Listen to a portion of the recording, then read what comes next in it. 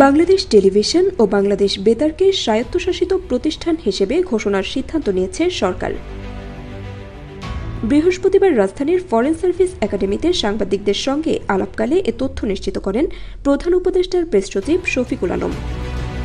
প্রধান উপদেষ্টার সভাপতিত্বে আয়োজিত 2 ঘণ্টাব্যাপী এক উচ্চ পর্যায়ের বৈঠকে এই গুরুত্বপূর্ণ সিদ্ধান্ত গৃহীত হয়েছে বলে জানিয়েছেন প্রেস সচিব। তিনি বলেন, বাংলাদেশ টেলিভিশন ও বাংলাদেশ বেতারকে সম্পূর্ণ স্বায়ত্তশাসিত প্রতিষ্ঠানে রূপান্তরের সিদ্ধান্ত হয়েছে। এ লক্ষ্যে নীতিগত কাঠামো ও বাস্তবায়ন প্রক্রিয়া নির্ধারণে একটি কমিটি গঠন করা হচ্ছে। এ বিষয়ে সিআর আবরারকে প্রধান করে একটি কমিটি গঠন করা হবে। এই কমিটির রাজনৈতিক দলের আদর্শগত উদ্দেশ্য পূরণে অতীতে কোনো টেলিভিশন চ্যানেলকে লাইসেন্স দেওয়া হয়ে থাকলে তা তদন্ত করার পাশাপাশি ভবিষ্যতে নতুন লাইসেন্স দেওয়ার ক্ষেত্রেও একটি নীতিমালা প্রণয়ন করবে।